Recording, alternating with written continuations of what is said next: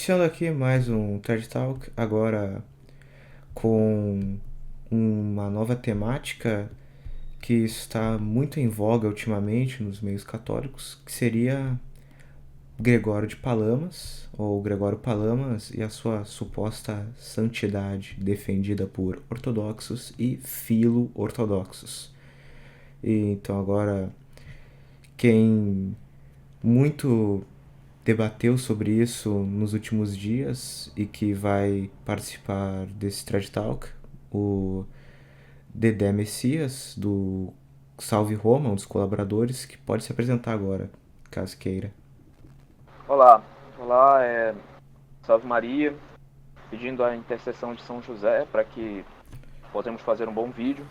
Sim, eu sou o André Messias, ou Dedé, que também é um apelido meu, que do Salve Roma. Eu escrevi recentemente alguns textos falando sobre Gregório de Palamas, ou Palamás, enfim. E eu escrevi os textos contra ele com a intenção, porque eu percebi que estava surgindo muito grande um culto entre os orientais a ele, e eu percebi que eles não tinham argumentos nenhum para estarem promovendo esse culto. Eu percebi que era uma coisa puramente sentimental.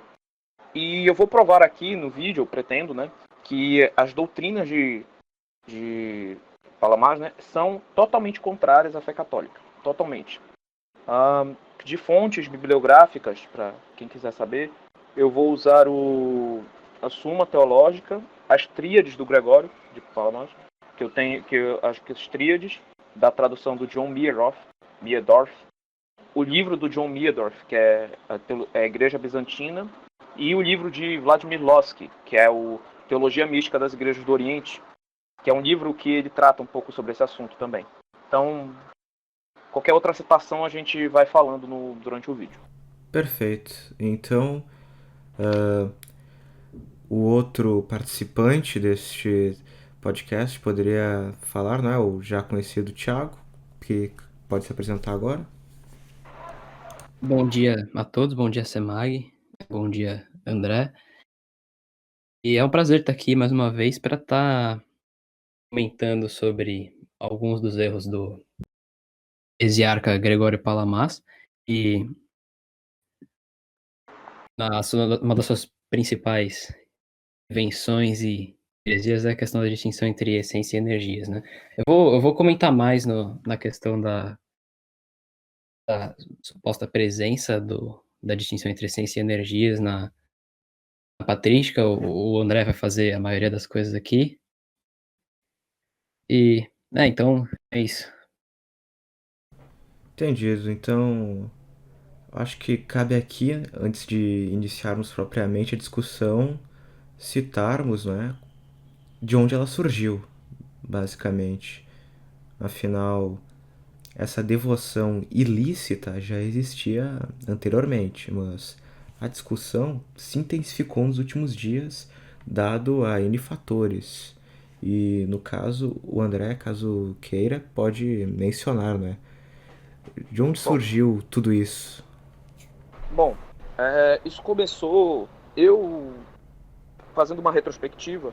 Eu estava me aprofundando nos estudos sobre gnose e sobre assuntos de esoterismo, até pelo interesse que eu tinha de refutar assuntos como perennialismo, entre outras coisas. E devido a um contato que eu tenho, eu entrei em contato com as teses de Gregório de Palamas.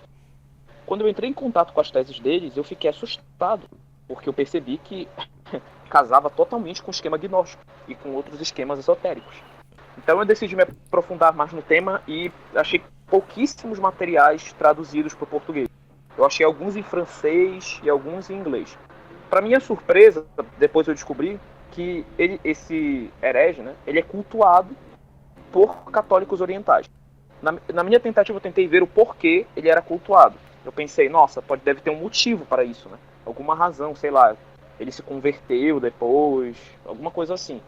E só que acontece que, nas minhas discussões que eu tive com os católicos orientais, o que eu tive foram só respostas sentimentalistas, ataques, xingamentos. Foi só isso que eu tive.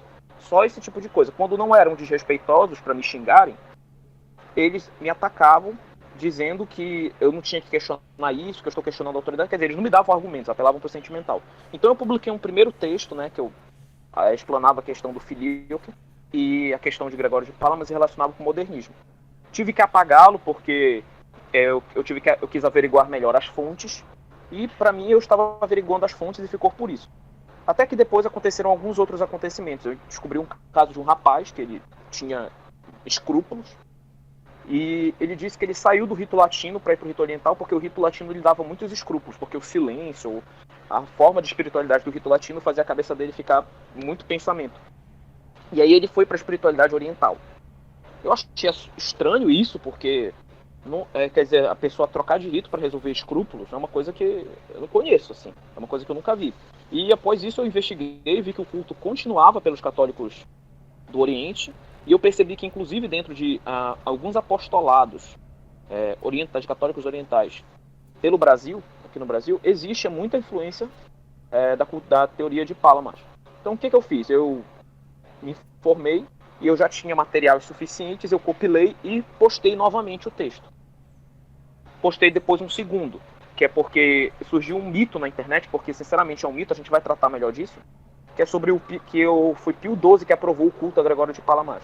Todavia, não existia provas disso. E eu fui investigar, pesquisei, e de novo, não existia provas, eles não apresentavam um documento. Eu publiquei os 2 textos, e aí um jovem da comunidade melquita não gostou dos meus textos e publicou um vídeo-resposta de 1 hora. Após esse vídeo, eu vi o vídeo, analisei o vídeo e publiquei uma segunda, uma tréplica.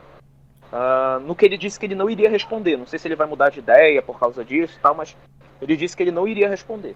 A questão é a seguinte: quanto mais eu via essa defesa dos melquitas, mais erros eu via deles. Inclusive, alguns dos melquitas negavam a visão beatífica. Eles não admitiam que negavam a visão beatífica, mas eles tinham uma interpretação totalmente errada de visão beatífica.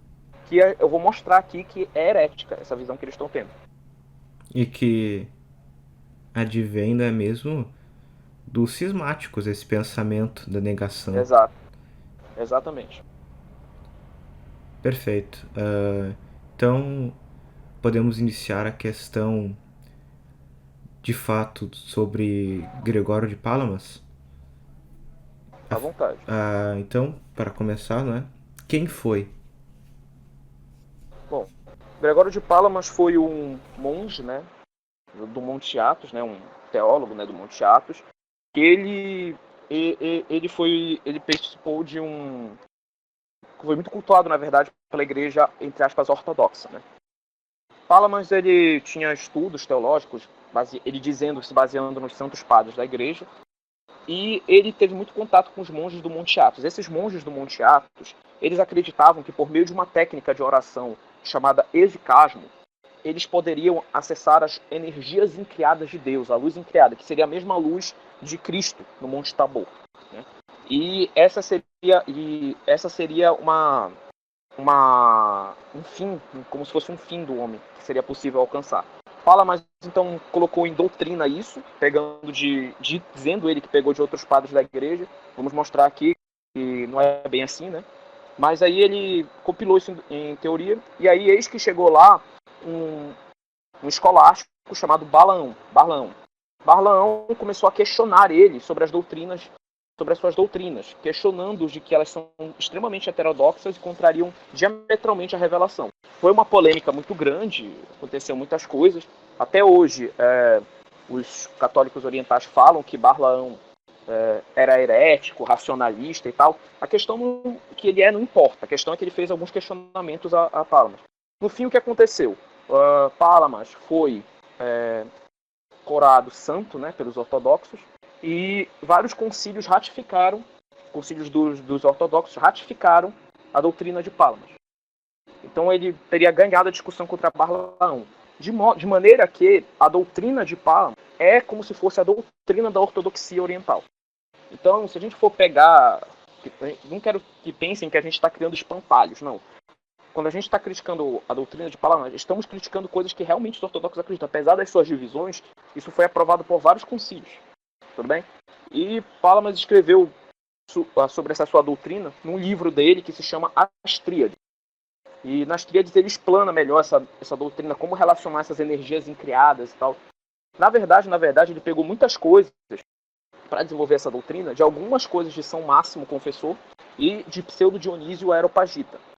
A questão é a seguinte: a forma que ele pegou E as interpretações que ele deu são totalmente absurdas, e nós vamos provar isso aqui. Mas eu acho que isso serve para introduzir. Uma coisa aqui, o Gregório Palamas, junto com Fóssil e Marco de Éfeso, eles são considerados os 3 pilares da ortodoxia oriental, né, dos mágicos orientais. Marco de Éfeso, esse também foi, outros dois, né, além de Palamas, também foram os notórios hereges, né, principalmente Marco de Éfeso, que esteve presente no Concílio de Florença. Foi o único que se recusou a assinar o documento do Conselho. Todos os outros, incluindo os legados do Patriarca de Jerusalém e os outros bispos ortodoxos cismáticos que estavam presentes, assinaram. Porque não assinou foi Marcos de Éfeso. E caso me permita aqui, né? O exicasmo este que advém de uma tradição neoplatônica da teurgia, não é? Sim, a enciclopédia católica, na verdade, grega, ela questiona que provavelmente as técnicas de meditação podem ter derivado, inclusive, até do hinduísmo. Tem esse questionamento na enciclopédia católica grega. Inclusive, a gente traduziu um texto lá no Salve Roma. Então, dando continuidade aqui, posso adentrar na segunda pergunta? Claro, à vontade. Afinal, quais foram os seus erros? Os erros de Palamas. Bom, para a gente falar dos erros, a gente tem que falar primeiramente sobre a doutrina.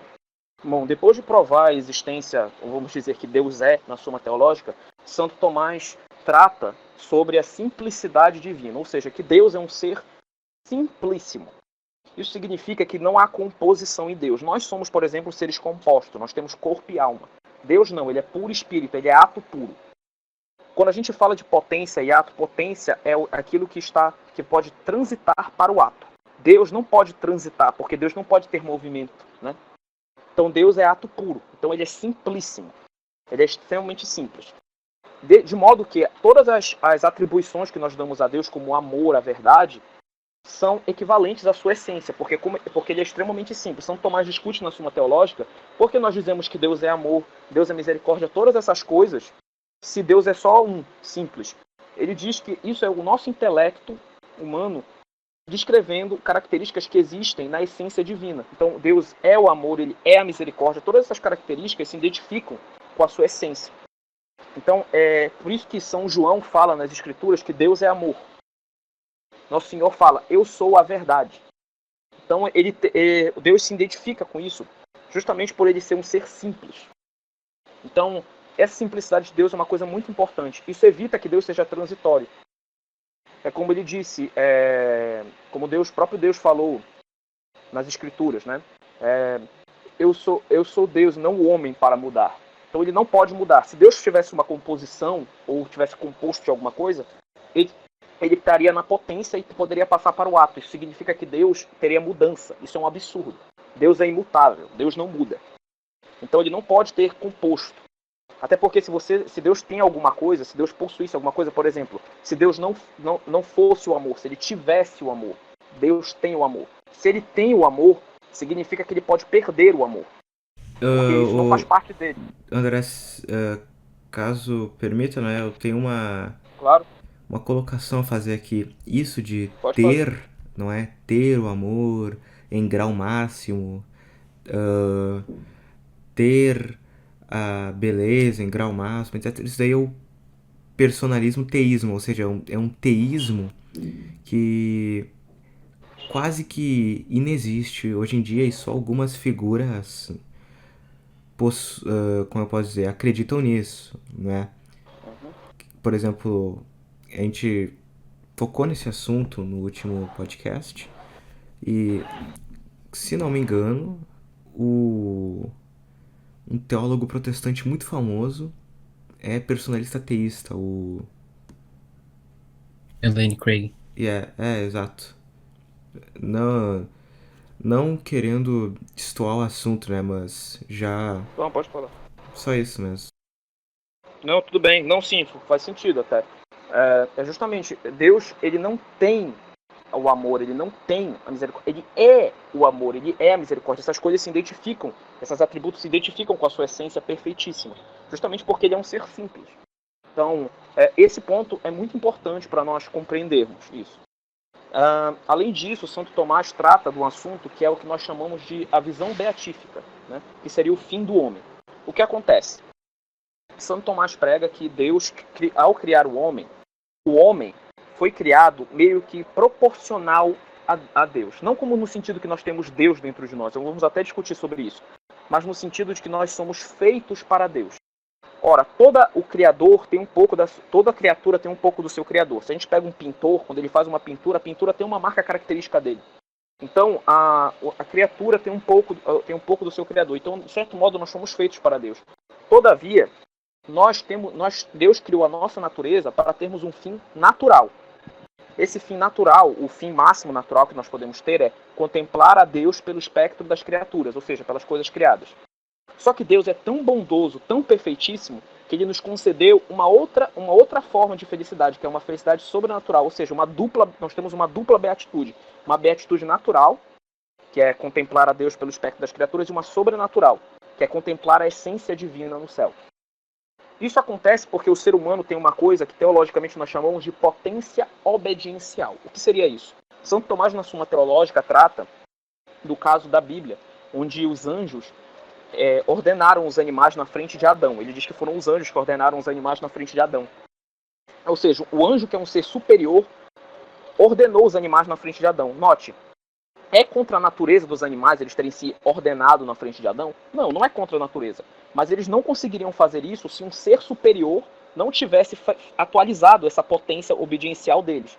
Mesma coisa com uma pedra de mármore. Se nós temos uma pedra de mármore, naturalmente ela está cumprindo plenamente o seu fim, de ser uma pedra de mármore. Mas se chega um escultor, que é um ser superior, e esculpe nela uma bela arte, por exemplo, a Pietà,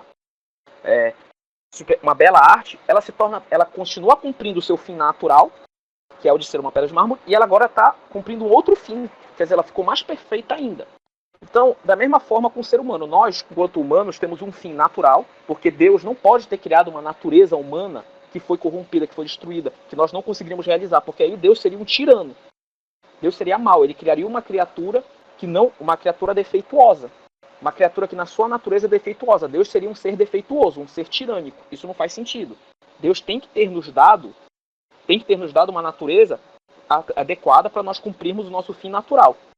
Mas ele também, por ele ser um ser superior, ele ordena nós para a visão beatífica, que seria o nosso fim sobrenatural. Esse fim sobrenatural não contradiz o fim natural, porque a graça não destrói a natureza, ela aperfeiçoa. Então ela aperfeiçoa o fim natural. É como se o fim natural fosse um pilar. E essa seria a visão beatífica. Essa visão beatífica seria o fim último do homem. Santo Tomás cita na Suma Teológica que ele pegou muito isso como passagem de São João, né, que é falado: o veremos como ele é, ou seja, veremos Deus face a face, veremos Deus como ele é. O Deus mesmo será objeto do nosso intelecto. Nós o contemplaremos na eternidade. Então essa seria a visão beatífica, né, que seria um dos pontos importantes também da doutrina de Santo Tomás, que nós temos que destacar. O outro ponto da doutrina de Santo Tomás que temos que destacar para tratar desse assunto é a objeção que é feita de Deus estar dentro de cada homem. Deus está dentro de todos nós? Ora, é citado que Jesus fala nas Escrituras que o Pai e o Espírito Santo fariam morada na alma, né? Só que a gente tem que entender no sentido correto. O que existe é que Deus está em todas as coisas, não unido substancialmente às coisas. Até porque se Deus estivesse na substância das coisas, as coisas não seriam mais elas mesmas, elas seriam Deus. Isso não faz sentido. Isso é o erro do panteísmo, por exemplo. O que acontece é que Deus está como agente criador. Ou seja, ele de forma não ligada à substância, mas como agente criador exerce essa influência para manter a criação. É como se fosse o sol. Vamos imaginar que nós temos uma catedral gótica com aquelas vitrais belíssimos e nós temos o sol. Quando está de noite, a catedral está escura. Ela não tem nada. Mas quando o sol ilumina os seus raios e os raios tocam no vitral da catedral, ela se ilumina. Assim, dessa forma, Deus é o sol e esses raios seriam o que nós chamamos de es ut actus essenti, que São Tomás fala, que é a perfeição de todas as perfeições que tem dentro da nossa alma. Esse é o ponto onde Deus toca a nossa alma. E nesse ponto que Deus toca a nossa alma, veja, não é Deus. É o ponto onde ele toca a nossa alma. Esse ponto Deus toca a nossa alma e faz com que nós possamos existir. É como se fosse a catedral. Com esse raio de sol, a catedral se ilumina. Sem esse raio de sol, que sim, Deus deriva, mas desse raio não vem, não é ele. Isso sem esse raio de sol, nós não existiríamos. Tudo bem? Mesmo com a questão da graça, com a graça santificante que Deus habita em nossa alma, essa habitação de Deus em nossa alma é uma habitação acidental. Ou seja, Deus habita na nossa alma de forma acidental. Aí a gente tem que diferenciar acidente de substância. Substância é aquilo que existe por si. Então, por exemplo, uma caneta. Existem canetas de mais variados tipos. Existe caneta de vários formatos, mas quando nós olhamos, nós dizemos, isso é uma caneta. Porque a caneta a gente tem um conceito por si. Agora, por exemplo, as cores, amarelo, verde, a gente não consegue... Tu consegue ver o verde andando na rua?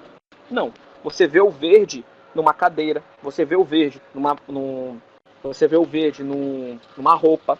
Até na tinta, tá no pó da tinta, quando pintam as casas. Então você vê ele nesses lugares. Ou no líquido da tinta, que seja.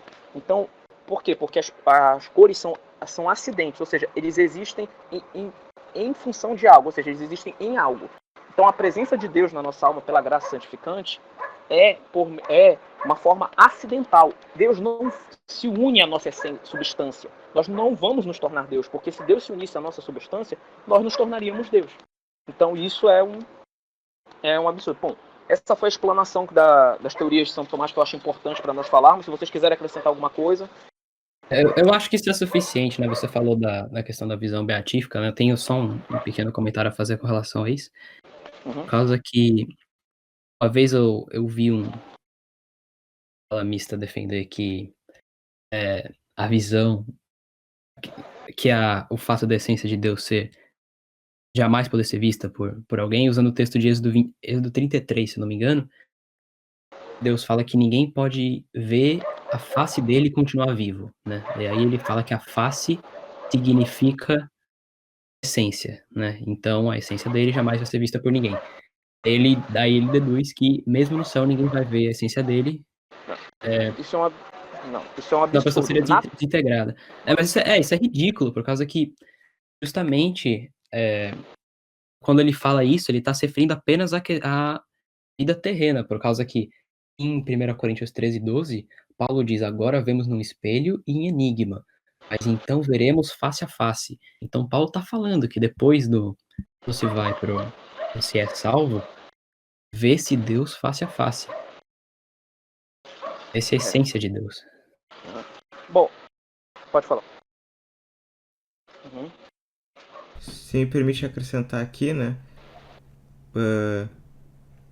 Nós não precisamos do céu ortodoxo, do céu palamista, cismático, se nós já temos o inferno, não é mesmo? Afinal, até no inferno, por exemplo, no limbo, né, que é reservado às almas que, como eu posso dizer, nem foram condenadas, nem puderam ser salvas, né? Felicidade natural. A gente vai ver lá o quê? Uma felicidade natural e não teremos visão beatífica. Pronto, nós não precisamos ir muito além disso, não é? Plena felicidade natural. A mesma coisa. Bom, e o Palamas? O que defende Gregório de Palamas, né? Vamos lá.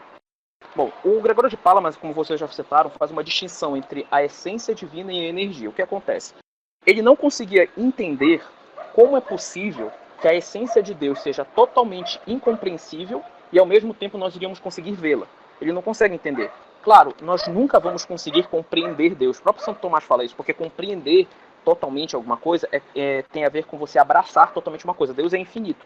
Mas nós teremos uma visão de Deus infinito dentro da nossa finitude, ou seja, nós veremos o infinito dentro da nossa finitude. Nós não veremos totalmente, não compreenderemos totalmente Deus, nem no céu, o que não impede de nós vermos a essência dele. Mas o Palamas não entendia isso. Então ele fazia uma distinção entre a essência e a energia. Então essas energias divinas, de acordo com ele, né, não devem de modo algum ser interpretadas como constituindo, de alguma forma, identificadas com a essência de Deus. Então ele dizia que Deus tinha sua essência e depois ele teria as suas energias. Essas energias são a atuação de Deus no mundo. Ou seja, quando a gente fala de amor, que Deus é misericórdia, seriam se referindo a essas energias, seriam esses atributos de Deus, não a sua essência. a atuação de Deus no mundo se efetuaria por meio dessas energias, enquanto a essência ficaria inacessível. Diz Gregório de Palamas. As citações que eu estou tirando aqui são do Tríades, né, do Palamas, tradução de John Meerdorf, que ele é o palamita mais influente do século XX, né, e ele é o tradutor das Tríades. Eu vou citar bastante ele nesse texto. Diz Palamas, na página 97 das Tríades: todas essas energias divinas existem não nele, mas ao redor dele. Perceba que ele diz que tem uma distinção em Deus que não é na essência. A Trindade, por exemplo, é uma distinção? Tem uma distinção, mas é dentro da essência de Deus. Deus, na Trindade, é o seu conhecimento e a sua vontade dentro da sua essência. Aqui Palamas está dizendo que tem essa distinção em Deus, mas fora dele, ou seja, exterior a ele. Isso já é estranho. Então, ele também continua na mesma página. Mas aquele que está além de todo nome não é idêntico ao que é chamado, pois a essência e a energia de Deus não são idênticas. Então, aqui ele já deixa claro que a essência e a energia não são idênticas. E ele piora, na página 96 ele diz: a essência supraessencial de Deus não deve, portanto, ser identificada com as energias, mesmo com as que não têm começo. Daí resulta que não é apenas transcendente a qualquer energia, mas que transcende um grau infinito o número de vezes, como diz o Divino Máximo. Ou seja, ele está dizendo que essas energias não se identificam com Deus e que elas transcendem num grau infinito Deus. Sabe qual é a implicação disso? Se essas energias são a atuação de Deus no mundo, se elas se representam o amor, a misericórdia e tal, sabe qual é a conclusão que a gente pode chegar? E essa essência é o que é Deus de fato, né? Deus não deve ser identificado com a sua vontade. Deus não deve ser identificado com o seu intelecto. Deus não deve ser identificado com o seu amor. Não deve ser identificado com a verdade. E não deve ser identificado com a bondade. Ou seja, Deus está acima da bondade, acima do bem. Então, é o que a gente... Quando é dito que Deus é amor, então São João estaria errado. Porque o amor seria uma característica das energias divinas. Isso é uma coisa absurda. Todavia, o Palamas, ele continua. E aí ele fala o seguinte: a essência e a energia, portanto, não são totalmente idênticas em Deus. Para dizer o mínimo, certamente estamos certos de que questionar como algo que transcende infinitamente outra coisa, depois transcende infinitamente uma quantidade infinita de vezes, pode ser considerado de qualquer maneira identificado com aquilo que transcende, mesmo que ele seja inteiramente manifesto em toda a energia, tendo a sua essência indivisível. Então, em outras palavras, o Palamas apresenta um Deus que é infinitamente transcendente e cognoscível, que de alguma maneira não transcende a si mesmo e a sua transcendência. Então ele se manifesta inteiramente em suas energias. Então a gente tem o direito de fazer uma pergunta: como pode um Deus, que é uma infinidade de infinitos acima das suas energias, e não pode ser identificado com elas, mas se manifesta inteiramente em cada uma delas? Parece que um Deus, uma outra contradição em Deus. É por isso que, inclusive, a Enciclopédia Católica Grega, eu cito, ela coloca que isso, na verdade, parece um retorno ao politeísmo. Acusações que teve a Palamas é justamente isso, o retorno ao politeísmo, porque parece que ele está conjecturando dois deuses. E aqui vocês notam que ele nega a composição de Deus. Ele diz, Vladimir Lossky, né, que é um pensador ortodoxo, né, que foi muito conhecido, ele é respeitado por os ortodoxos. Ele tem um livro, Teologias Místicas da Igreja do Oriente, ele fala que antes da criação não tinha essas energias. E essas energias foram criadas e que elas são diferentes da essência divina, são distinguíveis da essência divina, da natureza divina.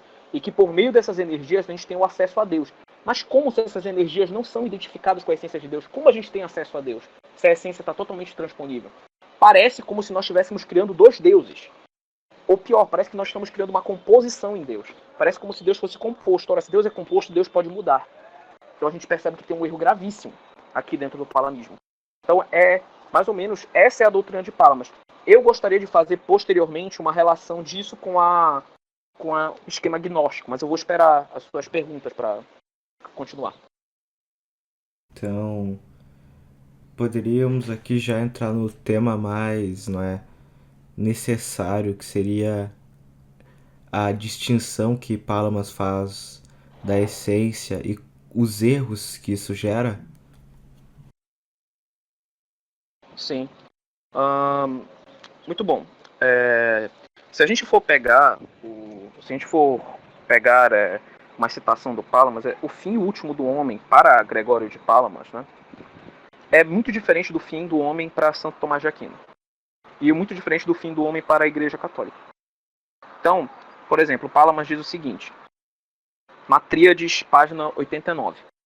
A essência de Deus está em toda parte, pois, como se diz, o Espírito preenche todas as coisas, de acordo com a essência. A deificação também está em toda parte, inefavelmente presente na essência inseparável dela, como seu poder natural.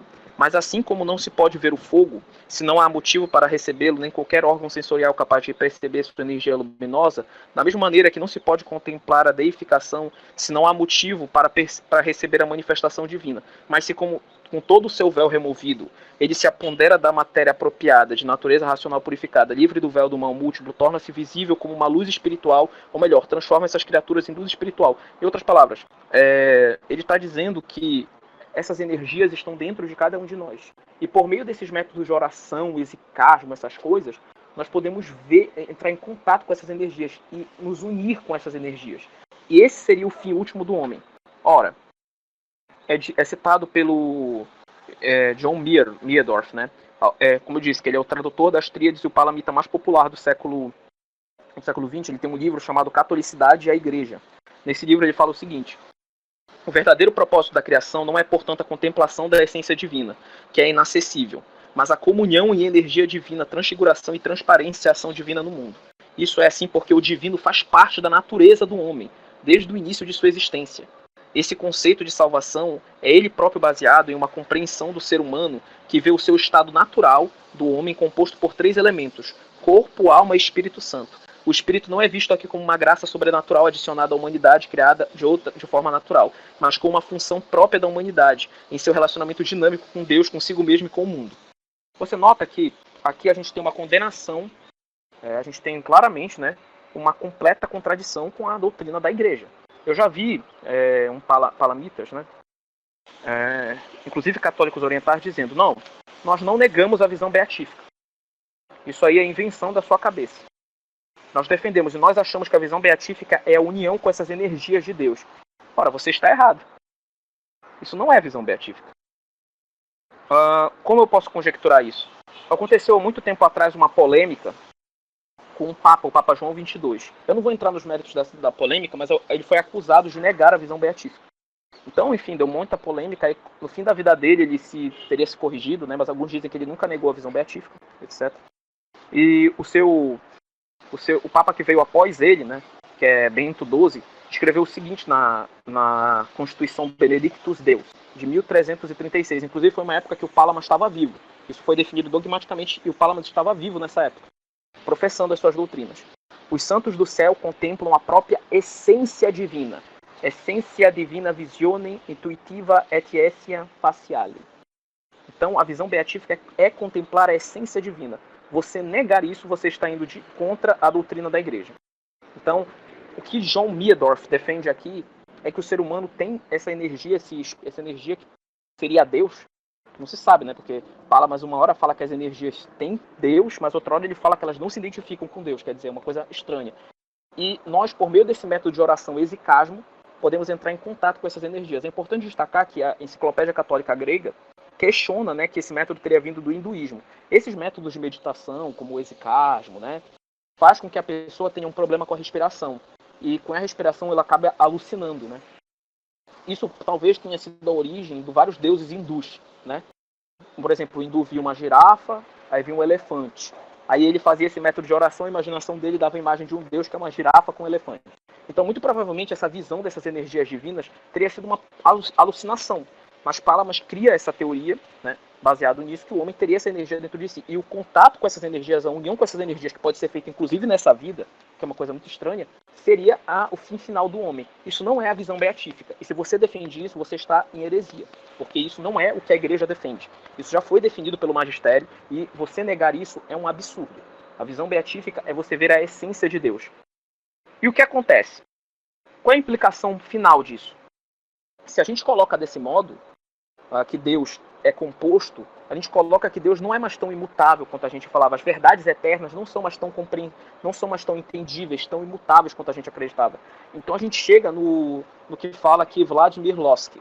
Vladimir Lossky tem um livro chamado Teologia Mística da Igreja do Oriente, lá na página 208, ele fala o seguinte: é importante falar que Vladimir Lossky, ele foi chamado pelo patriarca russo, para ir para a Rússia, ele foi homenageado, foi chamado pelo patriarca russo para ir para a Rússia, né? Então ele é renomado pela igreja, né? Então ele tem uma influência, e existe uma página católica, dita católica Melquita, no Facebook, que tem o mesmo nome do livro dele, Teologia Mística das Igrejas do Oriente. Inclusive o cita algumas vezes, não coincidência ou não. E Lossky fala o seguinte: este é o aperfeiçoamento da oração, que é chamado de oração espiritual contemplação. É o silêncio espiritual que está acima da oração. É esse estado que pertence ao reino dos céus. Como os santos do mundo vindouro não oram mais, suas mentes foram engolidas pelo Espírito Divino, mas habitam em êxtase nessa excelente glória. Então a mente, quando for digna de perceber a bem-aventurança da era vindoura, esquecerá a si mesma e tudo que está aqui, e não será mais movida pelo pensamento de nada. Ou seja, nós deixaremos de ser nós mesmos, nós seremos totalmente engolidos pela divindade. Justamente por quê? Porque eu discuti recentemente com o ortodoxo, eu mostrei essa citação de Miedorf para ele, e ele disse que o seguinte: não, Miedorf está falando essa coisa no sentido do estado natural do homem, ou no propósito de Deus. Ora, quer dizer que no estado natural do homem, o homem tem o Espírito Santo dentro dele, tem essa energia dentro dele. Então quer dizer, como devido ao pecado teria perdido isso, a natureza humana estaria defeituosa. Ora, essa é uma confusão entre o fim natural e o fim sobrenatural, que é exatamente o erro da Nova Teologia. A Nova Teologia, né, foi condenada na encíclica Humani Generis de Pio XII a tese de que Deus não poderia ter criado o homem em estado de natureza pura, ou seja, só com um fim natural. Deus poderia ter feito isso. E a Nova Teologia negava isso. E aparentemente parece que os palamitas também o negam. Que é possível você alcançar essa luz, essa energia, né? É possível você conseguir alcançá-la por meio desse processo de oração, esse processo de... Então a natureza humana não poderia se realizar por si mesma. Ela teria que ter a divindade para poder se realizar. Ora, isso é exatamente o erro da Nova Teologia. Qual é a implicação disso? É a imanência vital modernista, o sentimentalismo modernista, é uma valorização do interior, do que vem de dentro, da experiência individual. Essa valorização que foi condenada. Essas são as implicações disso. Curiosamente, Nossa Senhora disse que os erros da Rússia se espalhariam pelo mundo. Muitos dizem que é o comunismo. Mas veja só, Lossky lançou o seu livro, Teologia Mística das Igrejas do Oriente, que ele defendia essa tese, num certo período, e um pouco tempo depois, teve a condenação da Nova Teologia. Muito provavelmente teve essa influência de Lossky pela Nova Teologia. Então, esses seriam os erros da Rússia. Porque se você confunde o fim natural com o fim sobrenatural, você diz que o ser humano depende da divindade. Então, se ele depende da divindade, é esse contato místico com a divindade. Não é a razão, o conhecimento da verdade que te conecta com Deus, não. É por essa experiência mística, essa conexão com a divindade. Tanto que Lossky, do mesmo livro, Teologia Mística das Igrejas do Oriente, quando ele fala da apofaticidade, né, ele diz que a essência de Deus é totalmente cognoscível e supera até os dogmas. Então, os dogmas limitam o pensamento. Então, o certo deveria ser não os dogmas, seguir dogmas. Dogmas seriam convenções filosóficas. O certo deveria ser a experiência mística, individual, que permite esse acesso com essas energias, com essas divindades. Ora, isso, Lossky diz, a verdadeira salvação, né, se encontra pela kenosis, ou seja, você tem que abdicar da sua própria natureza, do seu próprio eu, da sua própria individualidade. Você tem que abdicar disso para poder alcançar a divindade. Ou seja, você tem que abrir mão da sua própria natureza, como se a nossa natureza fosse má. Ora, nossa natureza não pode ser má. Porque se nossa natureza fosse má, mesmo após o pecado original, nossa natureza não foi corrompida. Isso foi definido pelo Concílio de Trento. E nem poderia, porque senão seria defeituosa. Deus seria um tirano. Nossa natureza seria defeituosa. Deus não pode corromper nossa natureza, porque nossa natureza é boa. E Deus não faz mal. Deus não pode fazer um ato mal. Mas para a lógica, a nossa natureza seria má. E é nessa abdicação da sua individualidade de si mesmo que teria essa união com essas energias e você seria absorvido pela divindade. Ora, isso é totalmente absurdo. Porque na igreja nós defendemos que... O que é que nós defendemos? Que cada um de nós manteremos nossa individualidade no céu. Eu vou ser o André. Você vai ser você no céu. Nós continuaremos sendo nós mesmos. Nós conformaremos a nossa vontade à vontade de Cristo. Mas nós manteremos a nossa individualidade. Santa Teresinha, no seu livro A História de uma Alma, ela faz uma comparação. Que Deus, ela não conseguia entender por que tinha santos como grandes santos como Santo Agostinho, São Paulo, né, que eram pecadores grandes e que Deus deu grandes graças para ele, e outros santos que Deus preservou para que nunca cometessem pecado. E em contrapartida tinha santos tinham pessoas que, por exemplo, selvagens, que morriam e não tinham essa mesma quantidade de graças. Ora, ela percebeu que Deus nossa vida é como se fosse um jardim. Num jardim, nossas almas são como se fosse um jardim de Deus. Ela fala isso logo no início do História de uma Alma. No jardim existem rosas e lírios, que são magníficos, belos. Mas existem também violetas e margaridas, que são simples e perfumadas, que não têm as mesmas características das rosas e dos lírios. E Deus teria que se abaixar para olhar essas violetas e essas margaridas. Se existissem só rosas, o jardim não teria tanta beleza, como se seria adornado por muitas flores. Assim também as rosas e os lírios seriam os grandes santos. Os grandes santos. E as margaridas e as violetas seriam os pequenos, que Deus se abaixa até eles. Nosso Senhor disse que o Pai revelou aos pequenos. Deus se abaixa até eles. É próprio do amor esse se abaixar. É próprio do amor esse se abaixar. Então Deus se abaixa para eles. De maneira que o amor de Deus está presente numa alma santa devota e, da mesma forma, numa alma simples que não resiste à graça. O amor de Deus é da mesma forma. Mas essa diferença, essa distinção, essa diferença, essa diversidade do jardim é desejada por Deus. Essa diversidade é desejada por Deus. Não é todos como se fossem rosas, não. Cada um é santo da sua forma. Cada um, claro, nós temos que nos conformar a Cristo, mas nós não vamos abrir mão das nossas individualidades, abrir mão do nosso próprio eu. Nós temos que abrir mão da nossa carne. Mas nós temos que reconhecer que nós temos nas nossas fraquezas e nós temos que combater elas. Mas cada um de nós vai continuar sendo nós. Alguns são santos, como rosas e lírios, como, por exemplo, Santo Agostinho e São Paulo. Outros já são mais simples, como violetas e margaridas. Mas Deus os ama da mesma forma. Ele se abaixa até eles da mesma forma. Ele vai até eles da mesma forma. Essa diversidade, essa desigualdade é querida por Deus. Deus quer isso. Os santos não são dessa forma. Então, quando o Locke chega nesse tipo de conclusão sobre isso, ele acaba caindo num erro fatal, que é justamente, né, o erro de que ele está querendo dizer que nós vamos deixar de ser nós mesmos e nós vamos ser absorvidos pela divindade, que é um erro comum em vários esquemas gnósticos. Basta a pessoa estudar um pouco de esquemas gnósticos, a gnose diz que nós não existimos propriamente dito, que o individualismo é uma coisa ruim, e que nós temos que nos unir com a divindade, e que essa união com a divindade seria o fim último do homem. Fora que a gente tem o problema. A doutrina dele é contraditória. Porque, por um lado, ele pretende tornar Deus acessível, e por outro, o Locke, né, assim como Palamas, declara que as energias divinas lhe são inferiores, logicamente posteriores ao seu ser em si, na sua essência. Ou seja, são posteriores. Para que possam tornar Deus realmente acessível, as energias devem ser iguais a ele. E aí implicaria um politeísmo. É a única forma de tornar acessível. É impossível afirmar a um só tempo que Deus é acessível por meio de suas energias e que essas lhe são inferiores. Trata-se de uma contradição. Da mesma forma contraditória é a tese de que as energias encontram-se eternamente fora de Deus, embora antes da criação não existia nada fora dele. Ou seja, Locke falava que antes da criação não existia nada fora dele, mas que depois nós tínhamos essas energias. Olha a mudança de Deus. Mesma coisa, tem a tese do modernismo da mudança de Deus, que Deus muda. Por isso que eles até puxam para isso a questão da mudança dos dogmas, né?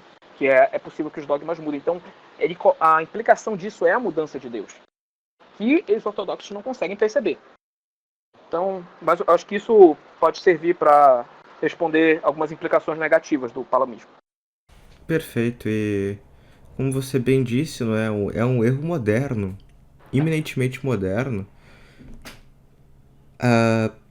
não conceber a desigualdade como um bem, que de fato é, porque é através da desigualdade que pode haver caridade, que pode haver a prática das virtudes.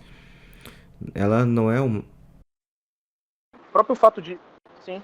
Assim como o Papa Pio... Isso que se resume o dogma da Imaculada Conceição. Todos estavam dizendo que todos os seres humanos são iguais. O Papa Pio IX proclamou, não, todos os seres humanos não são iguais.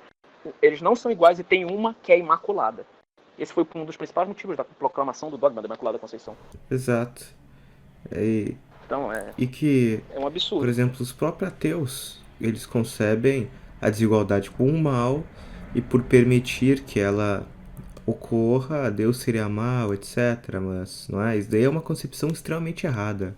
Conceber a desigualdade como um mal em si. E os palamistas que fazem cometem erro. Exato. E é porque assim, a gente pode falar no sentido de abdicar de si mesmo, a questão do que ele cresça e eu diminua, que São João Batista falou, pode, mas esse sentido é para nós abrirmos mãos da nossa carne. Nós temos que abrir mão da nossa carne.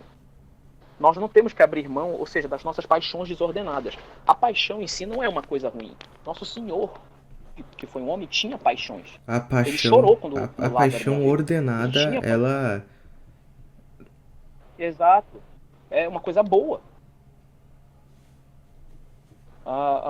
O Nosso Senhor chorou por causa de Lázaro, Nosso Senhor sofreu na cruz. Isso são coisas da paixão.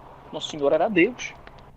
Então você negar isso, é como se você estivesse dizendo que No Nosso Senhor fim, estava isso errado. daí entra naquele erro de, como você disse, não é mesmo? Eles querem que todos sejam absorvidos pela divindade, todos se tornem um É, panteísmo, é algo, não é, repugnante. é. E aí eu queria puxar, já que você puxou desse ponto, queria falar sobre a questão da Não, não, relação disso com o tudo bem. esquema E gnóstico. após isso, Não, poderíamos já ir para os argumentos deles patrísticos e como refutar. Mas pode continuar agora no sistema. com certeza, com certeza. Tudo bem. A gnose surgiu como um problema muito grave porque existia uma dúvida. Ora, se Deus é totalmente compreensível, totalmente transponível, por que nós existimos? Porque se Deus é infinito e nós existimos, então em algum momento Deus não é infinito, porque em algum momento ele termina e nós começamos. Então como justificar isso? Os gnósticos tiveram como pegaram um pouco de Platão, mas não totalmente. Platão não era exatamente gnóstico assim, mas ele tinha um esquema um A pouco verdade é que a parecido. questão de Platão é muito difícil aqui, porque a filosofia É, platônica ela é eminentemente esotérica, porque a filosofia platônica ela de verdade não é discernida do místico e do filosófico. A mística platônica, ela no caso dos platonistas não deveria ser discernida. Então, você deveria tanto pegar os estudos de Platão mais ortodoxos, quanto o esquema teúrgico que ele próprio ou ele reintroduziu ou ele mesmo criou. É uma questão muito complicada aí, mas acontece que, por exemplo, o próprio Aristóteles ocorreu o fato dele não ter sido iniciado propriamente nos círculos platônicos, porque a filosofia platônica mesclada com a mística, ela só era repassada entre um grupo seleto de pessoas e por uma tradição oral. Não se escrevia a mística. Tanto é que só muitos anos depois você vê, após a própria morte de Platão, escritos surgindo para terem posterioridade, não é? Por exemplo, Plotino, Próclo, uhum, etc. Platão é uma figura muito polêmica e é uhum. basicamente o patriarca da gnose moderna. É, com certeza. Nessa distinção, a teoria gnóstica, sim, que eles pegaram um pouco do Platão, é justamente que esse mundo aqui seria um decaimento, ou seja, o individualismo, essa individualidade seria uma coisa ruim. Então a nossa natureza humana seria ruim nesse sentido. A nossa natureza não pode ter sido corrompida após o pecado original, porque aí Deus seria um tirano. Deus teria tirado os meios para nos ser salvos. Não, o pecado original ele feriu a nossa natureza por nossa própria culpa. Feriu a nossa natureza, mas a nossa natureza ainda não foi corrompida totalmente. Isso foi condenado pelo Concílio de Trento. Inclusive, isso era uma tese defendida pelos calvinistas. Então não feriu totalmente a nossa natureza. Mas esse mundo seria um decaimento e que teríamos a divindade dentro de cada um de nós, que nós temos que acabar com o individualismo para se unir com a divindade. Eles solucionaram esse problema com as emanações, solucionaram entre aspas com as emanações, ou seja, Deus teria se dividido em emanações, seria dividido em partes, e essas partes de Deus teriam ido para a matéria. Veja que isso parece muito com as energias de Palamas. É muito parecido com as energias de Palamas, ou seja, parece como se tivesse uma divisão em Deus. E aí essas emanações teriam ido para o mundo e elas atuariam no mundo, estariam dentro de cada um. A Cabala, por exemplo, fala que dentro de cada um de nós tem a centelha divina da Shekinah, que eles chamam. Que dentro de nós tem a Shekinah, que nós temos que entrar em contato com essa Shekinah e tal, para sair das clipots, que seriam as cascas, né, que seria o nosso corpo. Só que tem um detalhe, isso já torna a coisa absurda. Essa questão de emanações em Deus já é absurda por si só. Por quê? O infinito, a definição de infinito é algo que não pode ser dividido. Ou seja, nós sabemos que o nosso universo ele não é infinito, ele é indeterminado. Porque eu consigo medir a distância daqui da Terra para a Lua. Eu consigo medir. Eu consigo fazer essa. Eu não sei exatamente onde acaba o universo, mas eu sei que daqui dá para medir a distância da Terra para a Lua. Ora, se eu consigo medir, então o universo não é infinito. Se eu consigo dividir, ó, estou dividindo aqui essa distância aqui, o universo não é infinito. O infinito é, por definição, aquilo que não pode ser dividido, aquilo que não pode ser medido. Se Deus é infinito, ele não pode ser dividido. Ele não pode haver uma divisão em Deus. Isso não faz sentido, isso é um absurdo. Deus não pode se dividir. Então, conceitualmente, isso é uma definição básica. Mas esse é o erro básico dentro da gnose. E a gnose acredita que dentro dessas centelhas divinas, que estão dentro de cada um de nós, por meio de alguns métodos ascéticos, né, místicos, de iniciação, nós podemos nos unir com essa centelha divina. E se unindo com essa centelha divina, nós nos tornaríamos um só com a divindade. Isso aconteceria porque a divindade estaria dentro de nós, dentro de cada um de nós, né? E aí nós teríamos que entrar em contato com essa divindade. Então tudo que nós temos de exterior é mal. E o que nós temos interior, que é essa centelha divina, é o que é bom. O que é curioso é que o Lossky, Vladimir Lossky, aquele que eu citei, ele fala umas coisas interessantes no livro dele. Ele fala que a pessoa, ele não consegue encontrar nada que defina realmente o que é a pessoa. A única coisa que ele encontra que é uma boa definição para a pessoa é a kenosis, ou seja, o esvaziamento de si mesmo, ou seja, você abdicar da sua própria individualidade, da sua própria natureza, das suas próprias paixões, que essa seria a verdadeira definição de pessoa para ele. Olha que coisa interessante. Então, quer dizer, é muito parecido com o esquema gnóstico. E refutando algumas teses que pode surgir algumas objeções, né? Ah, mas a visão beatífica que a igreja prega está errada. Olha, o Lossky fala o seguinte: se pudéssemos, num certo momento, nos encontrar unidos à essência de Deus, participar dela, ainda que apenas em certa medida, naquele momento não seríamos mais aquilo que somos, mas sim Deus por natureza. Deus não seria a trindade, mas um miripostatus, com hipostases 1000, porque haveria tantas hipostases quantas fossem as pessoas participantes de sua essência. O que ele está falando aqui? Ele está dizendo que a visão beatífica não seria certa se nós não encontrássemos a essência de Deus, porque se nós nos encontrássemos com a essência de Deus, nós nos uniríamos com a essência de Deus. E aí, com isso, Deus não seria mais uma trindade. Seria com vários nós unidos à essência de Deus. Ora, isso é um absurdo.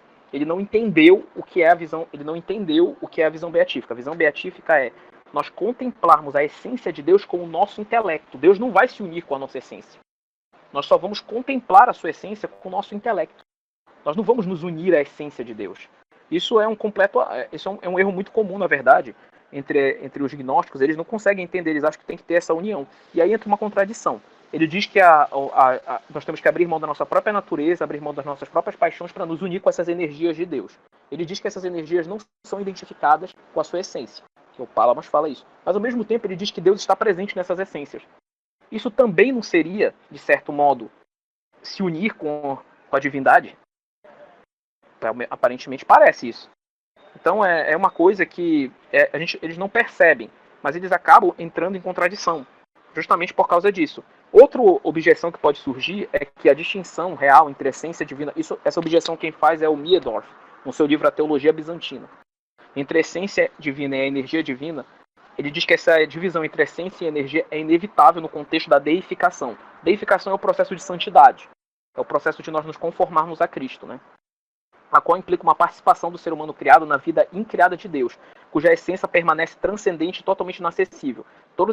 Então, o que ele está falando? É impossível nós entrarmos em contato com a essência de Deus, porque a essência de Deus é inacessível. Isso acontece porque a vida de Deus é eterna, é incriada. Nós estamos criados, então nós não podemos entrar em contato com a essência de Deus por causa disso. Ora, de novo, ele não conhece a doutrina católica, porque a doutrina católica fala que nós fomos criados proporcionais a Deus. Nós fomos criados com a potência obediencial. E Deus, como nós somos proporcionais a Deus, como nós temos a capacidade de nos conformarmos a Deus, se nós formos atualizados pela graça, então nós podemos sim contemplar a essência de Deus, justamente por termos essa proporcionalidade a Deus. Então você percebe que a teologia palamita, né, que é muito defendida pelos ortodoxos e pelos católicos orientais, é contraditória. Eles falam contra coisas que nós defendemos, mas eles as negam mesmo assim. E, no fundo, é uma coisa gnóstica, porque essa união com essas energias divinas, abrindo mão de si mesmo, essa união com a kenosis que Lossky fala no seu livro Teologia Mística das Igrejas do Oriente, é complicada. Agora podemos partir para os argumentos que eles usam dentro da patrística e como refutá-los? Pode falar. À vontade. Eu posso a primeira nessa questão aqui? À vontade. Então, o Gregório Palamas, né, ele já nos seus 150 capítulos e no seu nas suas obras, ele já tenta citar, embasar a sua distinção entre essência e energias em escritos patrísticos, né? E ele tenta fazer defesas filosóficas e bíblicas disso, né? Mas o apelo patrístico dele consegue ser ainda pior. É do padre Peter Totelman, que escreveu um artigo chamado The Palamite Controversy. Ele nota que, desde o princípio, os apelos aos pais da igreja de Palamas eram bem fracos, né?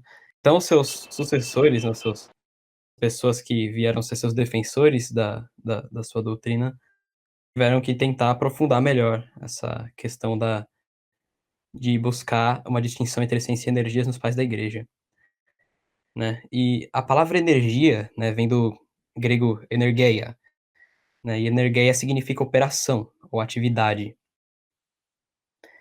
E então é óbvio que você vai encontrar a palavra, os autores patrísticos falando da energeia de Deus, quando são os autores gregos, né? Os autores que escreveram em grego vão falar da energeia de Deus, se referindo às operações de Deus. Mas nenhum deles, né? Então, muitos apologistas para a doutrina de Palamas, eles vão citar autores como São Basílio, São Gregório de Nícia, vão ficar espantados deles falando da, que nós conhecemos Deus pela energia de Deus, né? Igual Palamas falava. Mas não necessariamente tem esse significado. Energia, que é energia, simplesmente significa operação, né? Não necessariamente tem o sentido palamista. Eu já vou citar alguns textos que vão evidenciar isso bem. E o Palamas, ele vai fazer uma distinção na divindade.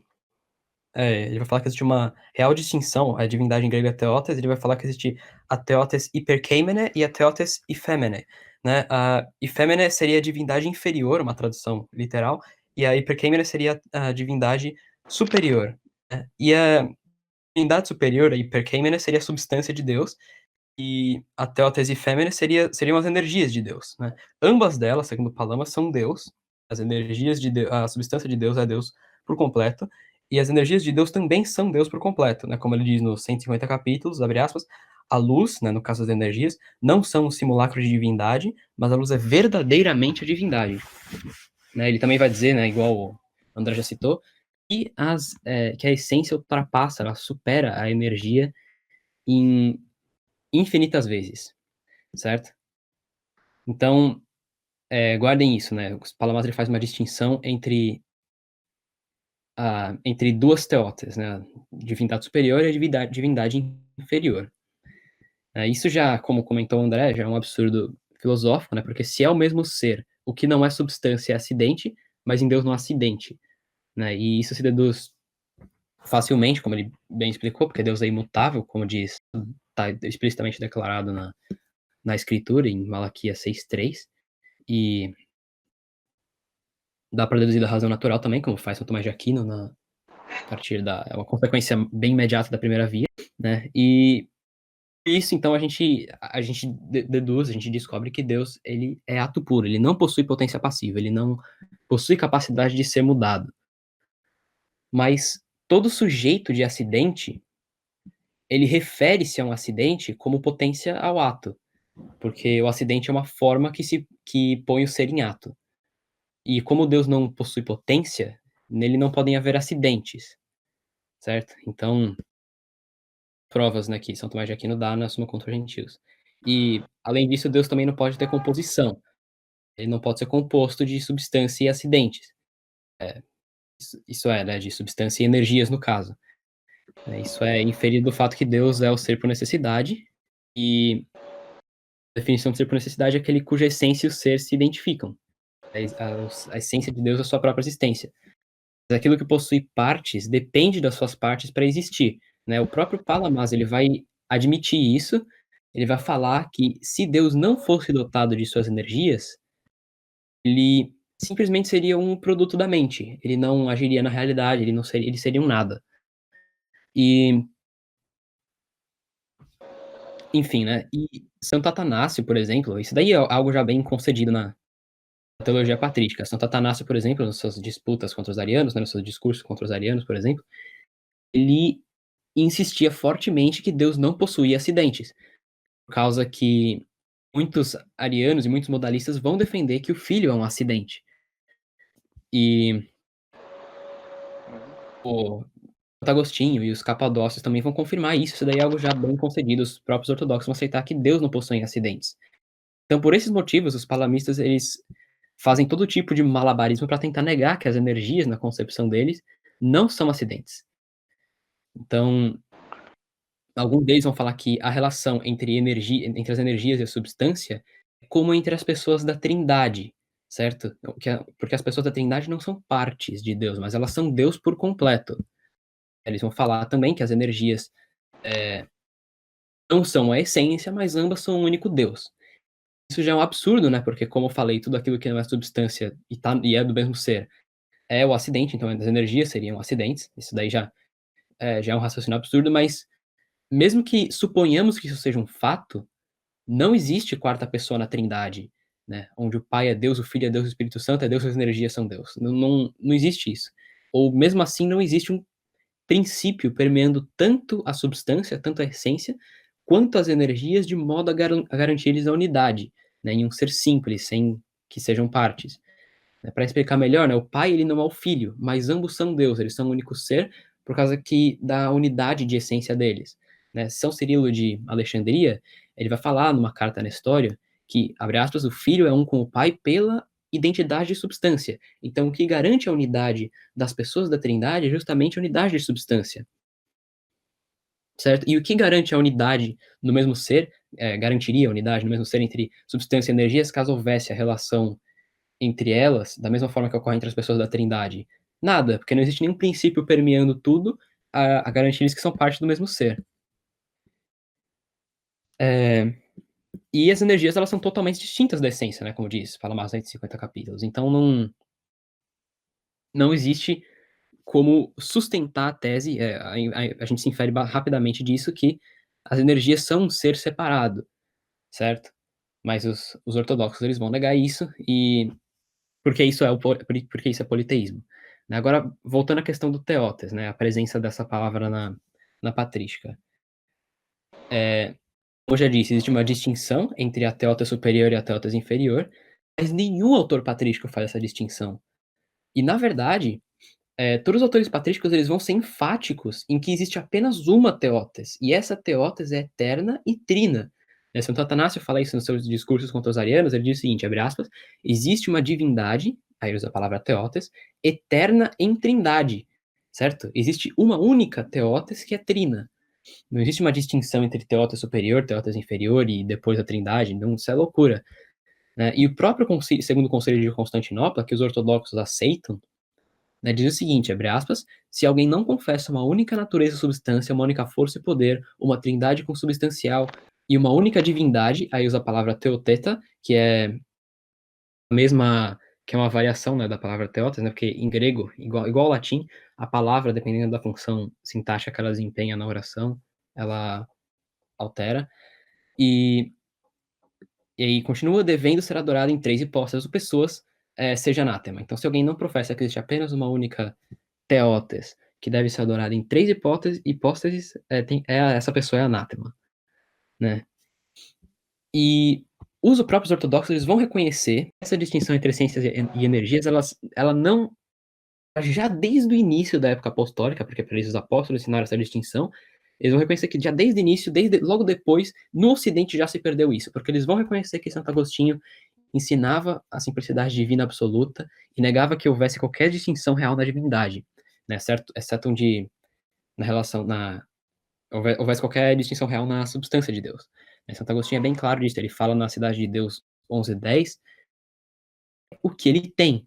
Aplicando essa lógica, as operações de Deus se identificam com a essência de Deus, as energias de Deus são a própria essência de Deus. Né? A mesma coisa na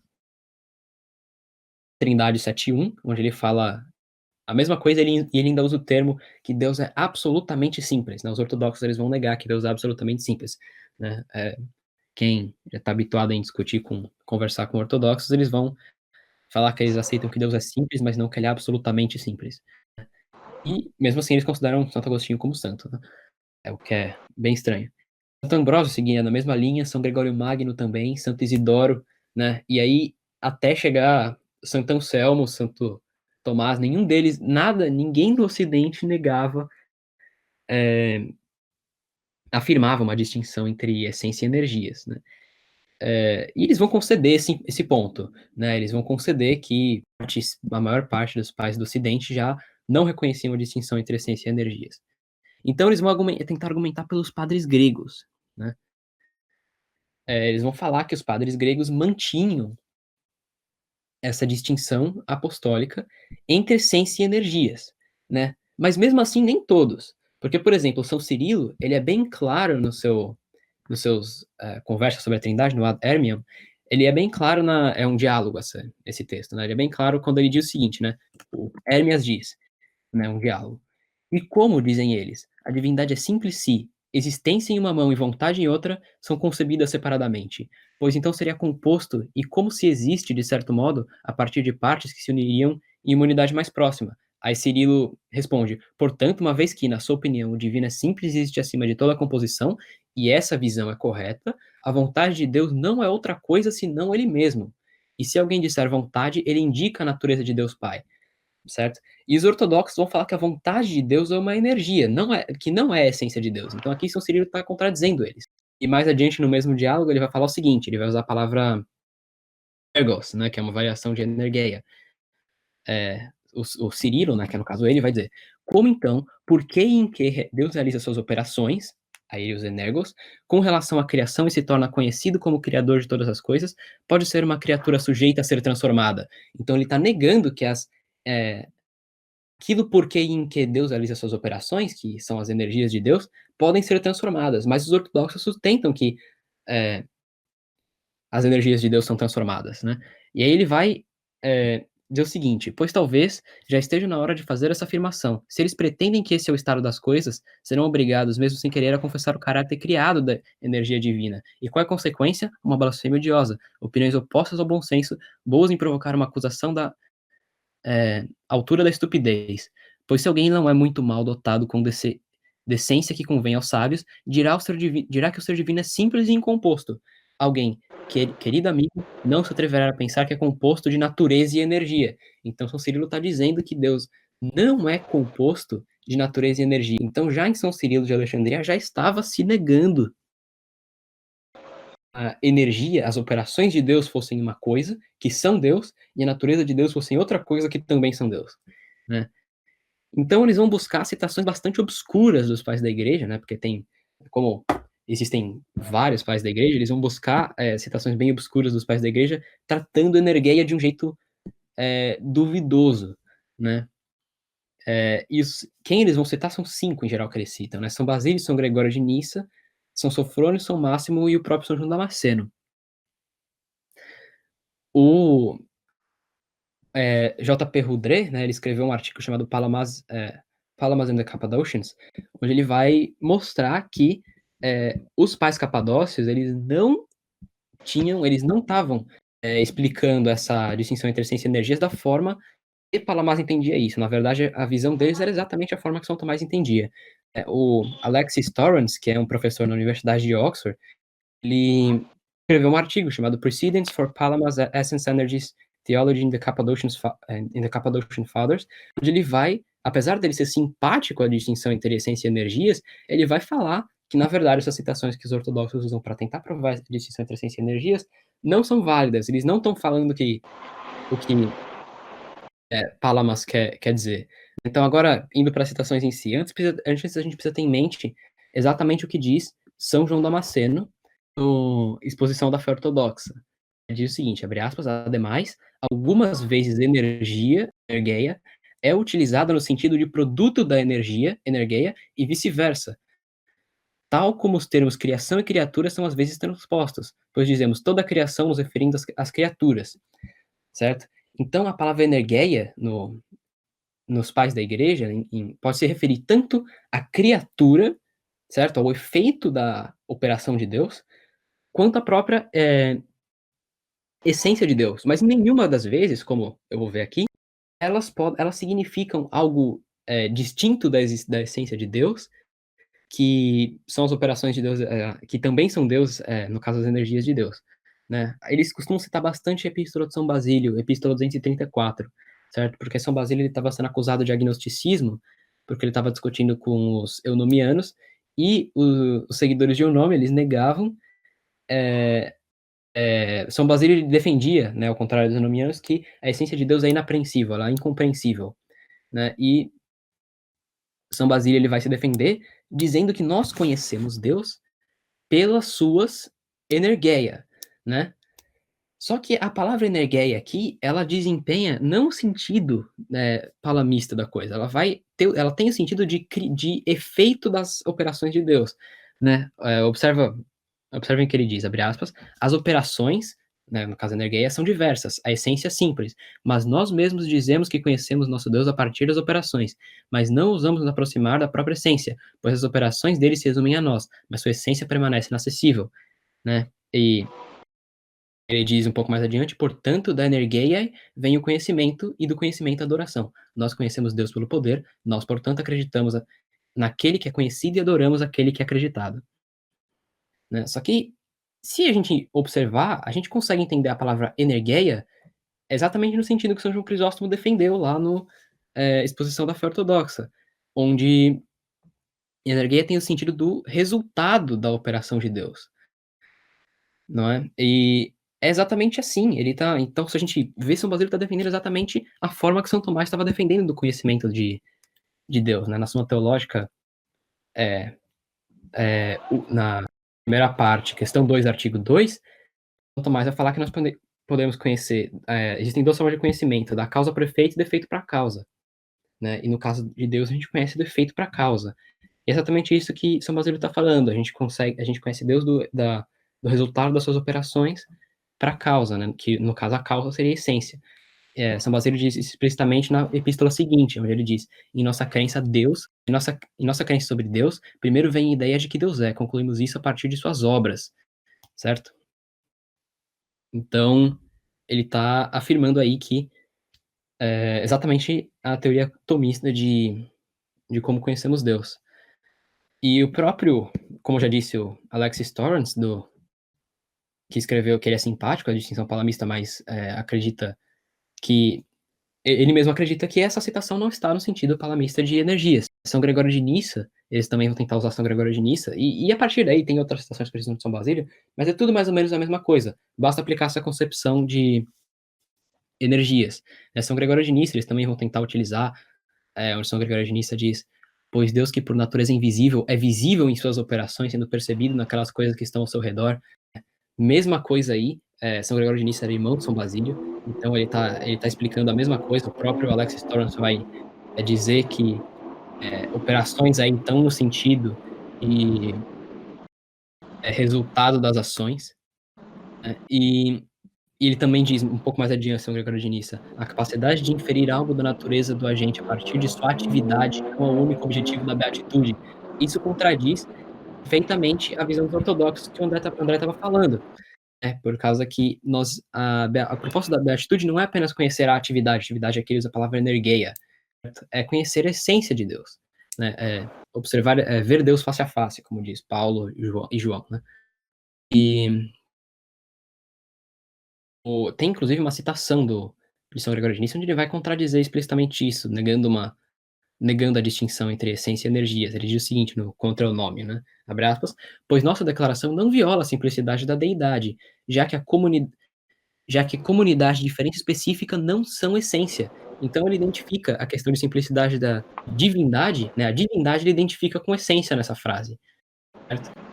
É tudo a partir daí, né? Tudo nessa mesma linha. Basta ter em mente que energeia pode significar o resultado das operações ou o próprio operador. Certo? São Máximo, ele vai utilizar essa mesma expressão que usou São Gregório, né, de coisas ao redor dele, e essa citação de São Gregório de Nissa, igualando a energeia com coisas ao redor, né, o resultado das ações com coisas ao redor, mostra que São Máximo também não estava querendo dizer as energias de Deus quando ele se referia às coisas ao redor dele. Eles também costumam citar São Sofrônio, que eu falei, né? São João Damasceno, mesma coisa, né? Eu vou analisar pelo prisma de São Sofrônio, porque eles dizem coisas semelhantes. São Sofrônio diz, as naturezas são reveladas pelas atividades, eles energeia, né? E só que isso também não tem nada a ver com a distinção palamista, ele está simplesmente falando dos resultados das ações. Porque nessa mesma carta, São Sofrônio vai dizer, ele similarmente realizou a atividade energeian de andar como nós. Então, andar, né, ela é um resultado da operação, certo? Ela não é algo distinto da essência de Deus, que também é Deus.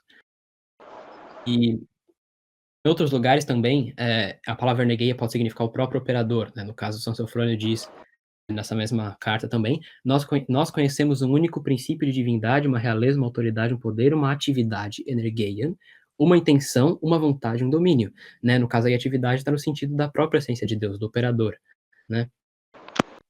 E São João Damasceno também vai dizer a mesma coisa, falando que nós queremos, então, em um Deus, uma essência, uma divindade, um poder, uma vontade, uma energia.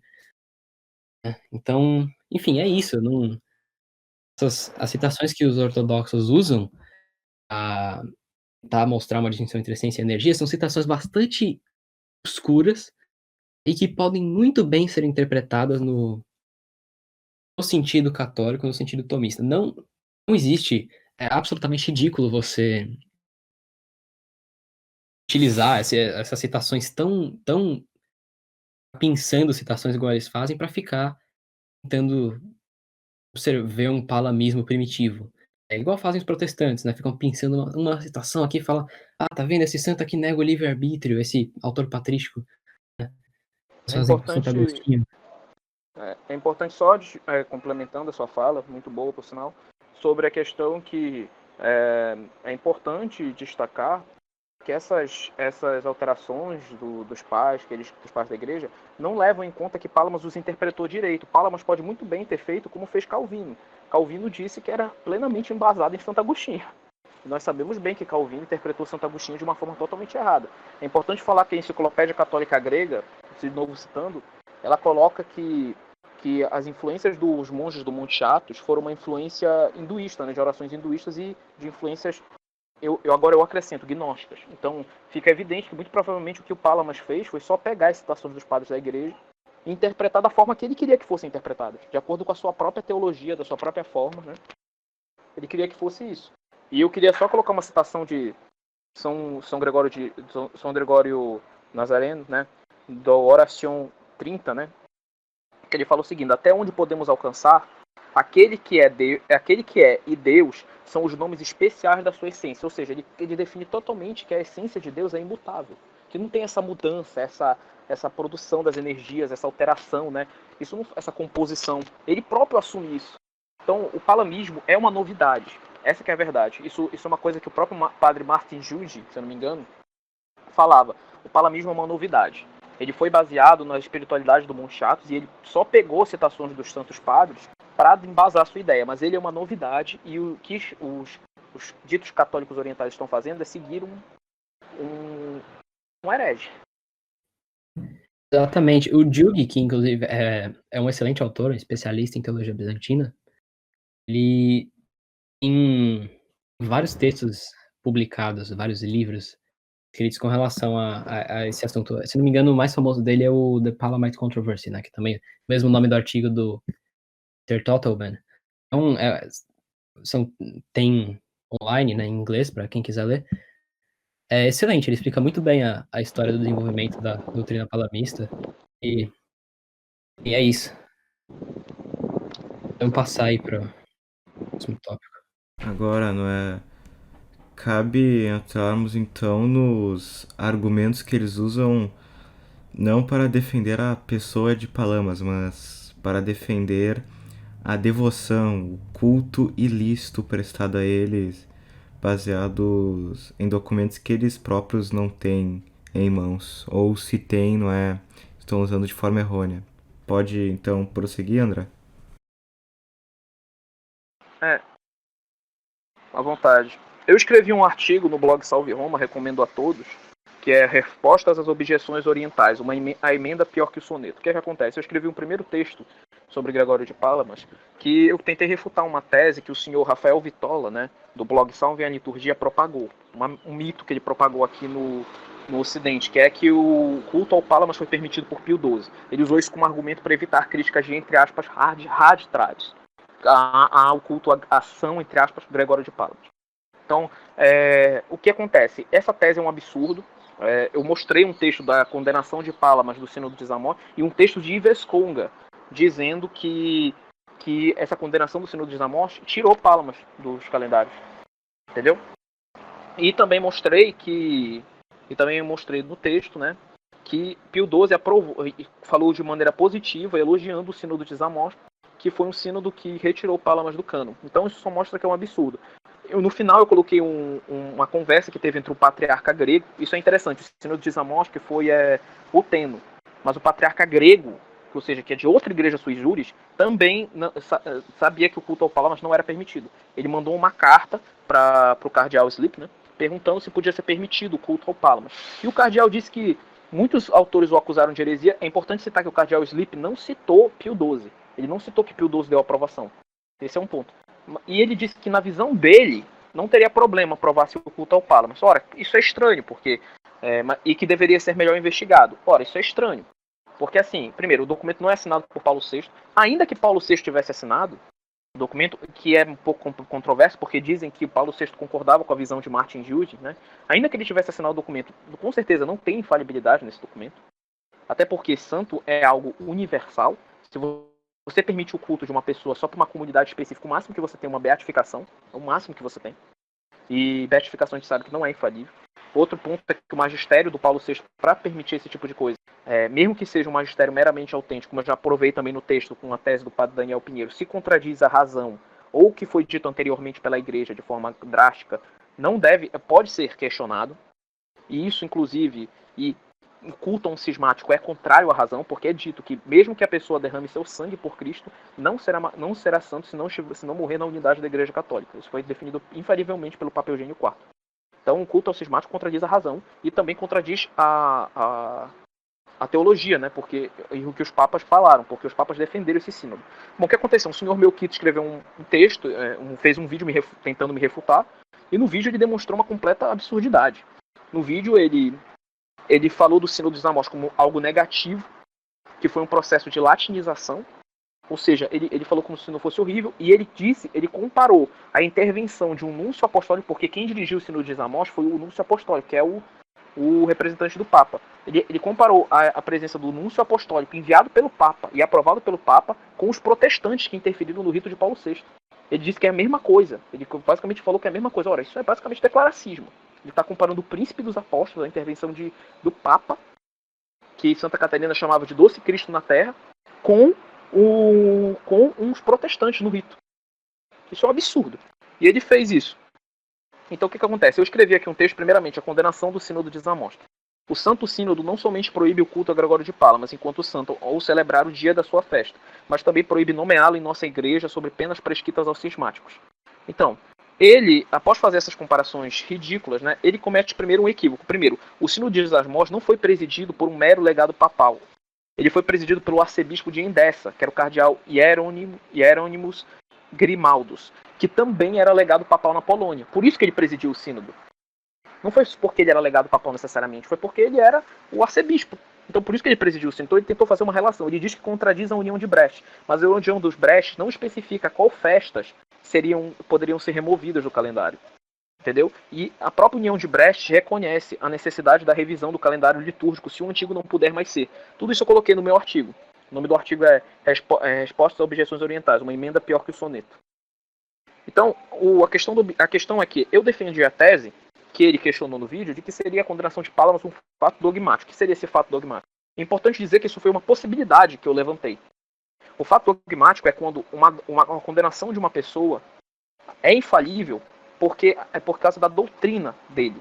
Ou seja, por exemplo, Lutero, não existe Lutero na revelação, não está escrito Lutero na Bíblia ou em outras coisas. Mas a igreja pode ter emitido um juízo infalível sobre Lutero porque a pessoa dele estava ligada com as doutrinas perniciosas que ele propagava. E a igreja pode falar sobre essas doutrinas.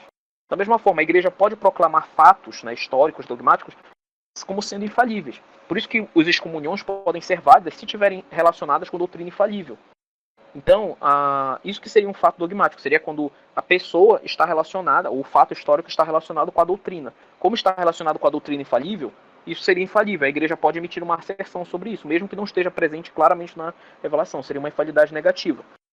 No que eu me baseei nisso? Me baseei porque o Papa Pio Bento XIII condenou na bula Benedictus Deus a tese defendida por Palamas de que a essência de que nós nunca veríamos a essência divina. Ele deixou claramente que a visão beatífica é a essência divina visione, intuitiva etiam faciale. Ele deixou claro isso.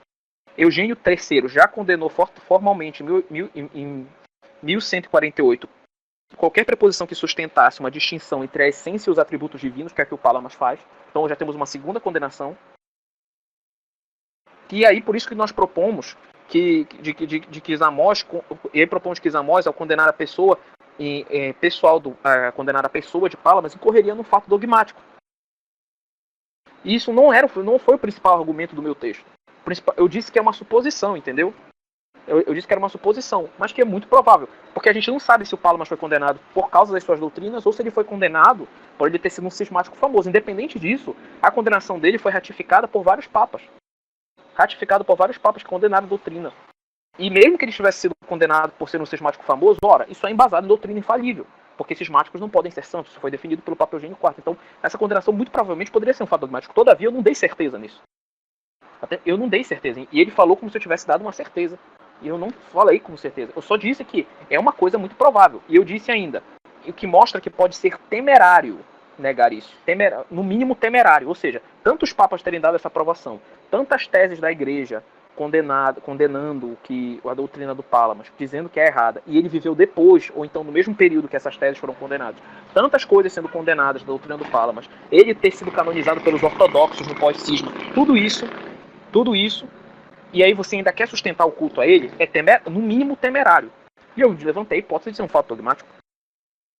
E o que acontece? É absurdo que isso estava longe de ser o argumento principal do texto. Eu segui citando a tese do Papa, mostrando as citações de papas sobre isso. Olha, essa citação aqui é do Bento XIV na Alatei Sunt, de 1755. Visto que, no entanto, o elo mais próximo possível liga a prática litúrgica e as verdades dogmáticas, a Sé Apostólica assim detectou qualquer ritual perigoso ou indecoroso, se infiltrado na igreja oriental, desaprovou, condenou e proibiu seu uso. Ou seja, a igreja pode fazer asserções sobre os ritos orientais. Ele falou como se não pudesse. Não. Se tem elementos indecorosos, infiltrados na igreja oriental, a igreja pode fazer asserções, pode sim condenar. E assim como condenou esse culto a um cismático. E não está errado, porque tantos papas aprovaram esse sínodo do magistério, tantos papas disseram que as alterações foram boas, que é extremamente absurdo dizer que elas são erradas. Você está dizendo que todos esses papas erraram no seu magistério. E é muito diferente dos casos como o do concílio, pelos motivos que eu mesmo expliquei no texto. Porque o do concílio, a própria linguagem é diferente. Né? A gente vai ver aqui nos documentos que a linguagem empregada pelos papas é muito incisiva. Por exemplo, tem esse documento aqui do Papa Pio IX, que eu acredito que seja o mais completo, que é da Omnes Sollicitudine, que ele fala o seguinte: por outro lado, essa preocupação de preservar intactas as liturgias antigas não impediu que certos ritos emprestados de outras igrejas fossem admitidos no rito oriental. Olha só, quer dizer, o Papa Pio IX está dizendo que é possível que seja colocado ritos de outras igrejas. E cadê a latinização, hein? Ele disse que simplesmente por você colocar elementos latinos, por exemplo, no rito oriental, é latinização. Olha, isso é um absurdo, a gente está vendo aqui. Não tem nada a ver, existe um enriquecimento mútuo entre os ritos. O próprio Kyrie que nós temos na nossa missa veio dos ritos orientais. Existe um enriquecimento mútuo. Dizer que não pode ter nenhum elemento latino ser acrescentado, ser complementado, isso é um absurdo. Continua o Papa. Gregório XVI, de abençoada memória, escreveu sobre isso aos católicos armênios. Seus antepassados os admiraram porque pareciam mais adequados e bonitos, ou os apresentaram em vários períodos, como uma marca distintiva que se separava de hereges e cismáticos. Ou seja, os ritos são belos à medida que se separam dos hereges e cismáticos. Como declarou o mesmo sumo pontífice, essa regra deve ser absolutamente observada, segundo a qual, exceto pelas razões mais sérias com a sé apostólica, nenhuma inovação deve ser introduzida nos ritos sagrados da liturgia, mesmo sob o pretexto de restaurar as cerimônias que possam parecer mais conformes com as liturgias aprovadas pela mesma Santa Sé. Então você não pode simplesmente restaurar a liturgia e dizer que não, isso aqui que Roma fez está errado e acabou. Não pode, que é exatamente o que o cara fez no texto. Roma está errada, não foi errado em mexer na liturgia, acabou. Não, isso está errado. Está condenado aqui, Papa Gregório XVI XVI, intergravíssimas. Ele condena isso. Continua o Papa Pio IX. De fato, aprendemos recentemente que uma controvérsia muito amarga foi levantada sobre as questões litúrgicas entre os católicos de rito grego e ruteno, e que certas pessoas, mesmo investidas em ordens clericais desejosas de novidades, tentaram mudar os ritos de acordo com seus próprios gostos. Alguns desses ritos são usados desde tempos imemoriais, outros confirmados solenemente pela sanção do Sínodo de Zamość, que teve aprovação da Sé Apostólica, olha só, confirmados solenemente pela sanção do Sínodo de Zamość, que tem aprovação da Sé Apostólica. Olha, veja, que não sou eu que estou dando autoridade a um sínodo regional, o próprio Papa está dando. Continua. Mas o que mais nos incomoda é o estado das coisas miserável que agora afeta a Diocese de Chengdu. De fato, seu bispo, a quem instalamos há alguns anos e que ainda está conectado com essa diocese por laços espirituais, se foi um certo pseudo-administrador, que há muito julgamos indigno de dignidade episcopal. Não temia usurpar a jurisdição eclesiástica e derrubar tudo dentro dessa igreja. E além disso, ele até adulterou a liturgia canonicamente sancionada por sua própria iniciativa. Olha que interessante. Para nossa tristeza, temos diante de nossos olhos carta circular publicada em 20 de outubro de 1873, da qual o pseudo-administrador se atreve a inovar o exercício do culto divino da Sagrada. Seu único objetivo é introduzir na liturgia dos cismáticos na diocese de Chengdu. Ou seja, o Papa Pio IX está condenando quem introduz elementos que vêm da liturgia dos cismáticos na liturgia católica. Ele condena isso. Ou seja, essa história de querer vamos voltar para os antigos, antes da gente voltar à comunhão da igreja, nossos ritos antigos, para eles ficarem... Não, o Papa Pio IX está condenando isso.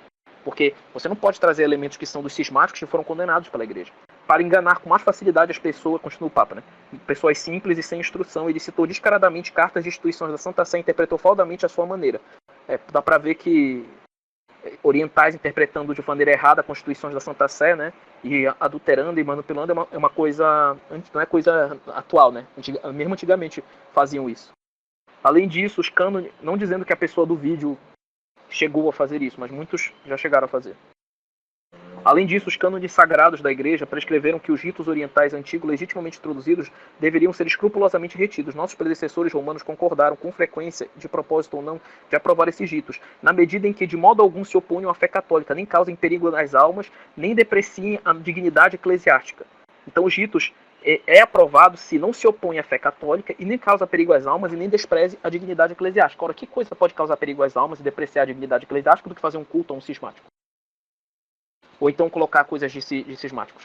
Claramente Pio IX está condenando isso aqui.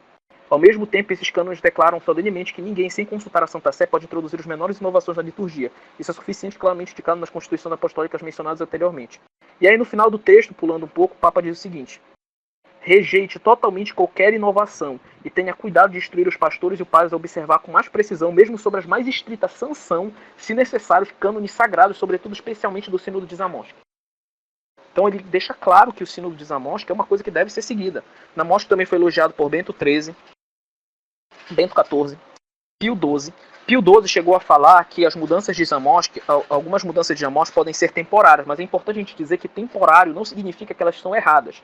Uma mudança pode ser temporária e ser certa, e ser uma mudança quer dizer certa, e devido às circunstâncias poder ser mudada. Por exemplo, vamos dizer que na época do protestantismo o Papa colocasse uma lei que, olha, eu proíbo que se faça a elevação da hóstia na hora da consagração. Ora, a gente sabe bem que a elevação da hóstia, né, na consagração foi uma coisa que foi acrescentada só posteriormente e não interfere na transubstanciação. Então, o Papa poderia fazer isso não fere a fé moral, então é uma coisa lícita. Mas devido às circunstâncias da época, que era com o protestantismo, que estavam negando a presença real, então essa lei que é certa, ou seja, que é infalível no sentido de ser correta, ou seja, que é uma lei justa, que não fere a fé e a moral, devido às circunstâncias da época, seria problemática. Então algumas coisas podem ser alteradas dependendo das circunstâncias, mas não tira o fato de que elas são corretas. Mesma coisa com o Sínodo de Zamość. Dizer que algumas das mudanças podem ser mudadas por causa das circunstâncias, não diz que elas são erradas. Porque se você disser que as mudanças do Sínodo de Zamość são erradas, você está dizendo que Pio IX está errado, inclusive por aplicar as mais estritas sanções para quem não segue o Sínodo. Você está dizendo que Bento XIII está errado, que Pio XII está errado. Isso ignorando a condenação a Pálamas. Porque eu digo, a condenação a Pálamas jamais poderia ser revista de maneira lícita, porque é um herege cismático. E está claro essa condenação. Então, como podemos ler na carta de Pio IX, desde sua época, no entanto, alguns orientais já tentavam restaurar elementos na liturgia cismática na liturgia católica oriental. Quando a Santa Sé editou em 1738 a primeira antologia grega dos Uniatas, A Santa Sé mesma retirou a referência a Gregório de Palamas e outros santos cismáticos. Eu coloco todas as fontes no artigo, para quem quiser ler. O mesmo se repetiu em 1879. Até antes do concílio reconhece o autor, um autor pró-palamita. Isso é um autor pró-palamita falando. Seguindo essas diretrizes e imitando de modo latino a teologia, adotando simplesmente a metafísica católica, os teólogos católicos gregos também rejeitaram fortemente a síntese teológica de Palamas, tanto no campo da doutrina teológica quanto na vida espiritual e liturgia da igreja. Quer dizer, ele mesmo assume que Palamas é uma inovação. Então, só em 1974, quando o modernismo já havia se instalado entre o clero, é que a Congregação para a Doutrina da Fé, aparentemente, porque também é incerto se ocorreu essa aprovação ao culto, permitiu o culto, que foi um verdadeiro regresso aos tempos de pós-cisma. Então, o próprio... e depois eu coloco aqui a citação do padre Ludwig Ott, que ele condena uma tese similar à do Palamas, né? Mas o ponto é o seguinte, é muito diferente das questões, o magistério não pode ser esquizofrênico, ele não pode simplesmente dizer que Palamas é um herege, que tem que ser condenado, que não pode ser cultuado e retirá-lo de todas as antologias gregas, e veja, não foi só o Sinode de Samos, foi o magistério aprovando e de maneira clara e concisa. A forma que ele emprega, é complicado você questionar isso de um papa. É muito diferente dos documentos pós-conciliares, que tem toda uma discussão em cima, que inclusive mesmo durante o concílio foram questionados. Então, e, como eu disse, mesmo que fosse um magistério meramente autêntico, no caso do conciliares, sendo um magistério meramente autêntico, cabe a resistência por não ferirem, por se ferirem a razão e o que foi afirmado posteriormente. Isso o padre Daniel Pinheiro prova no seu artigo Grau de Assentimento do Magistério de forma numerosa, inclusive eu coloquei no artigo. Então, o magistério não pode ser esquizofrênico. Não pode falar uma coisa numa hora e depois falar outra. E os orientais querem interpretar como sendo. Eles têm uma posição muito parecida com a tuta vel non tuta, né, de alguns neoconservadores. Quer dizer, o Papa condenou a liberdade religiosa no passado, mas isso foi no passado. Agora já abrogaram isso, não existe mais. Isso não existe. Porque basta ver a forma que os papas escreveram o documento. Eles não estavam escrevendo aquilo para aquele momento. Para aquele momento. A forma que eles escreveram era como se aquilo fosse uma coisa correta. Como se aquilo fosse uma coisa válida. Não era para aquele momento, para aquele período histórico. Você está questionando a forma que os papas escrevem. A forma da autoridade que eles escrevem. Isso é um absurdo. E é evidente que um erro condenado entre os rutenos, pela proeminência que teve ali, nunca deixa de ser erro em outras partes do globo. A proeminência da condenação daquele erro não deixa de ser um erro em outras partes do globo. Entendeu? Então, e é importante lembrar que ele mesmo citou que teve um núncio apostólico que legitimou o sínodo de Samos. Um núncio apostólico que estava lá. Isso só aumenta a validade do sínodo de Samos. E o próprio site Melquita, né, um amigo meu, Gabriel, ele colocou um artigo, falando quem permitiu o culto a Gregório de Palamas, o próprio site Melquita coloca que os ensinamentos de Palamas foram vistos heréticos no Oriente só depois, com teólogos como Henri de Lubac, Jean Danilo, Luiz Boy. Olha os erros da Rússia se espalhando pelo mundo, que são modernistas, né, da novela Teologia, que foi condenada pelo Humani Generis e que infelizmente depois do concílio foram abraçadas, né, por muitos papas. Então, isso só muito depois é que esse pensamento do Palamas, né, foi aceito por teólogos modernistas. Quer dizer, o próprio site Melquita admite isso. Que antes era condenado como herético e agora foi aceito. Isso não faz sentido. Como é que a pessoa antes é condenada e depois não é? E eles não dão argumentos. Todo o apoio pré-conciliar a Samos, que é uma condenação indireta a Palamas.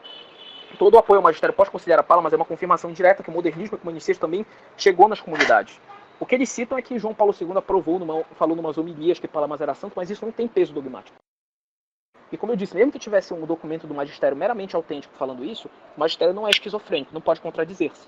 Assim como a igreja antes defendeu, foi contra a liberdade religiosa, condenou a liberdade religiosa, condenou o ecumenismo, e agora a igreja está promovendo isso. Isso não faz sentido. O magistério não é esquizofrênico.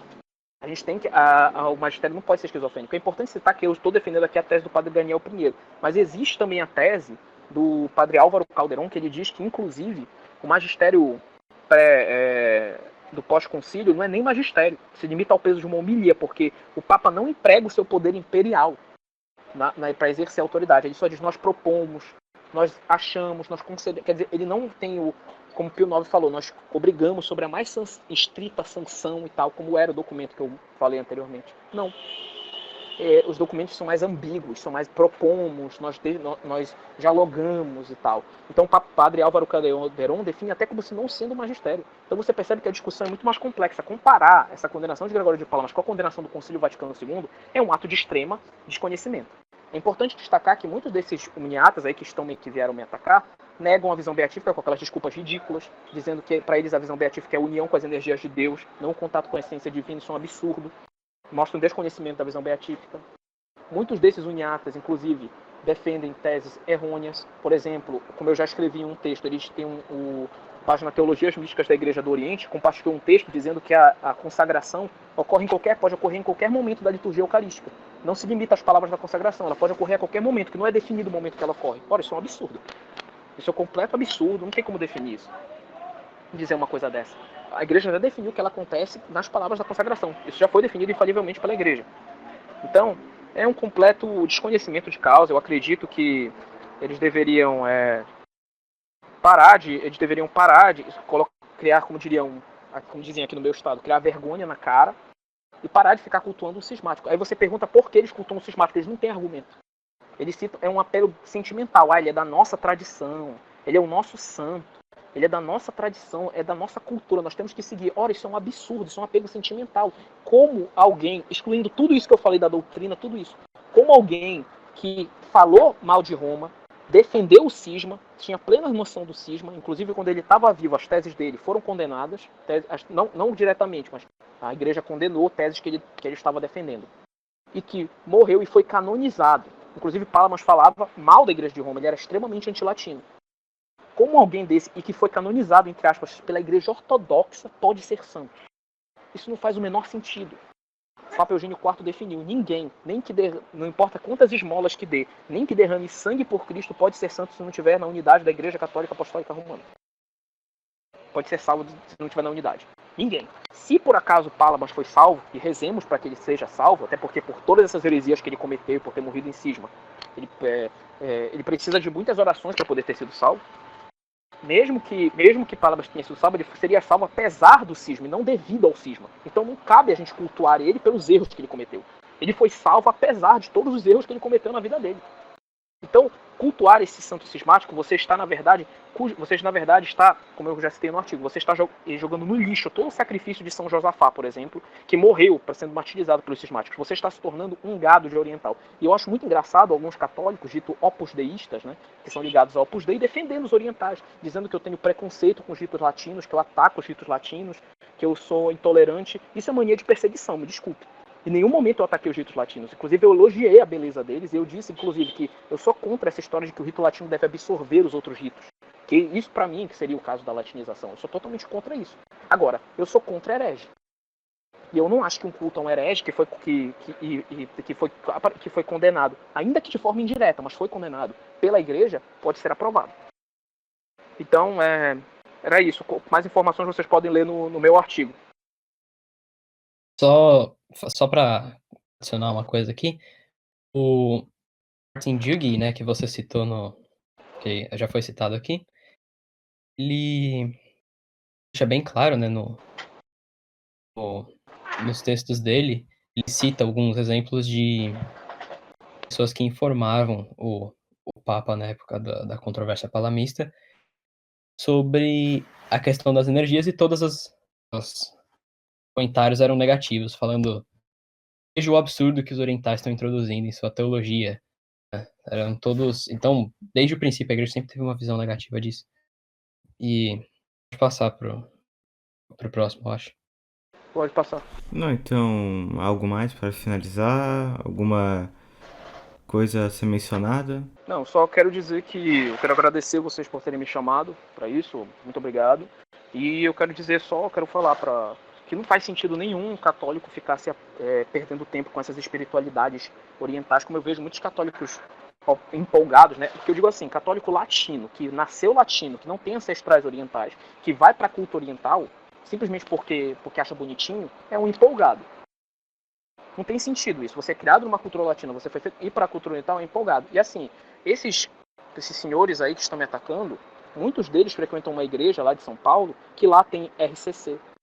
Lá tem missa de cura e libertação, tem todas essas coisas absurdas da RCC. E eu nunca vi eles criticarem a latinização da RCC, a latinização dessas missas de cura e libertação. Que tradicionalismo oriental é esse que só critica o que é bom do catolicismo?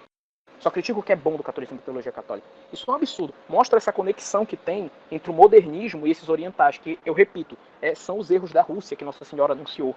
Estão sendo espalhados pelo mundo. Esse é um dos erros da Rússia que está sendo espalhado pelo mundo. Também queria dizer que não faz sentido um católico ficar se preocupando com essas teologias orientais absurdas, e heréticas, sendo que a gente tem Santa Teresinha, São João da Cruz, até os santos padres da igreja, como o Santo Antão, né, os padres do deserto, Santo Antão, e tantos outros, para ter mística. A gente não precisa dessa mística palamista. A gente tem a nossa própria espiritualidade católica.